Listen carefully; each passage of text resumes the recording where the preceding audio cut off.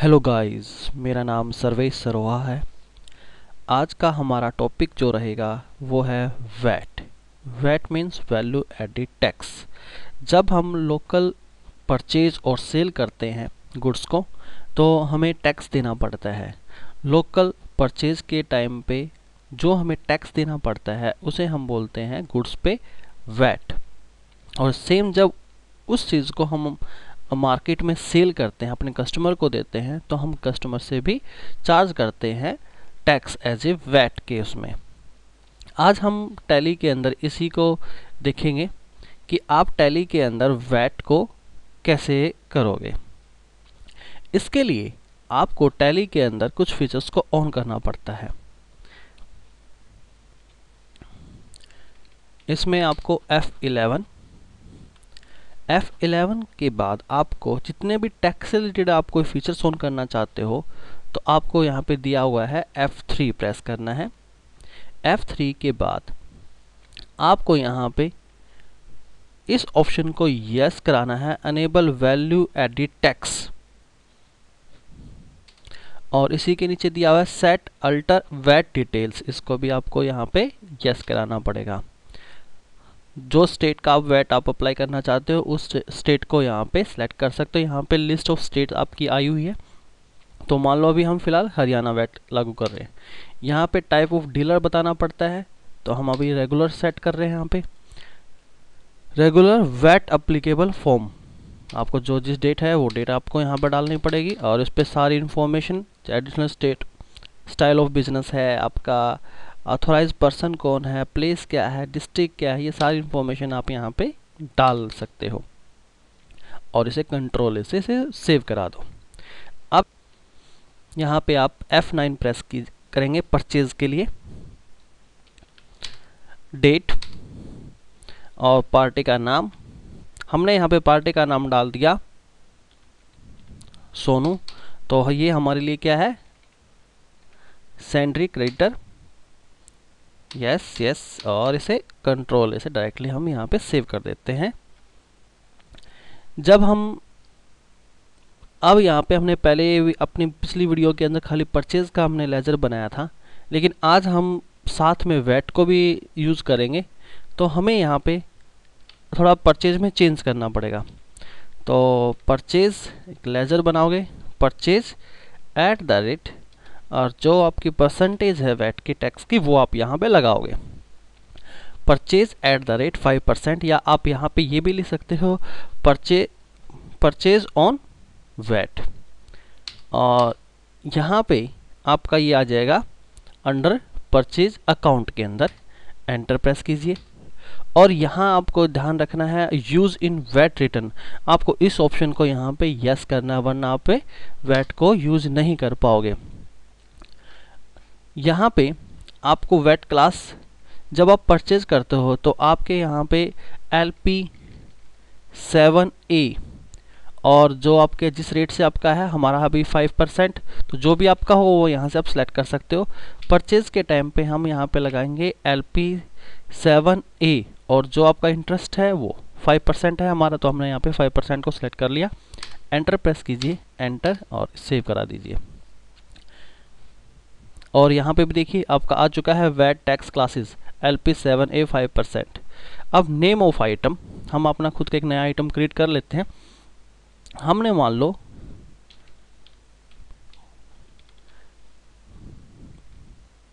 यहाँ पे हमने कीबोर्ड के नाम से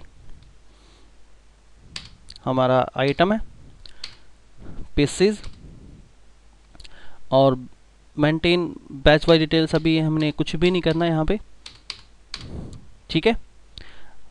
क्वांटिटी आप यहाँ पर डालोगे, हमें कितने पीस करने हैं, 200 पीस है, रेट 500 के हिसाब से, और एंटर प्रेस कीजिए। आपको एक एंटर प्रेस करने के बाद फिर एक एंटर प्रेस करना है।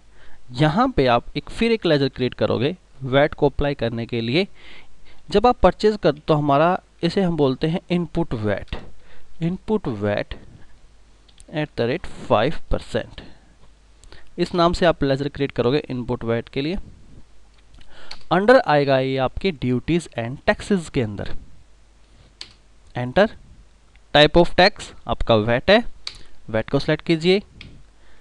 सब टाइप्स क्या है आपका, इनपुट वैट, परचेज पे आपका इनपुट वैट अप्लाई होता है।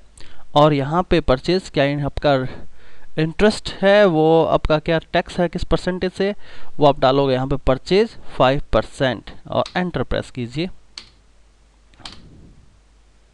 अब देखिए जब हमने इनपुट वैट अप्लाई किया तो इसने टोटल परचेज के ऊपर 5% करके इतना आपको वैट आपको पे करना पड़ेगा। तो 5000 आपका टोटल में जुड़ जाएगा।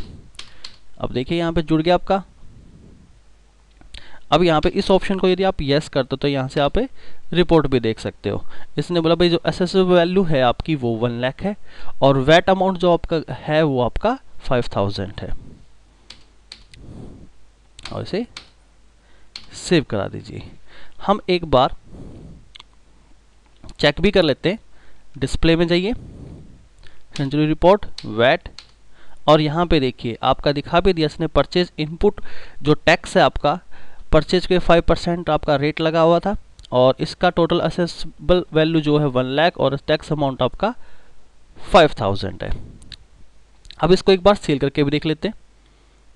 अब हम यहाँ पे सेल कराते हैं। पार्टी का नाम फिलहाल हम कैश यूज कर लेते हैं।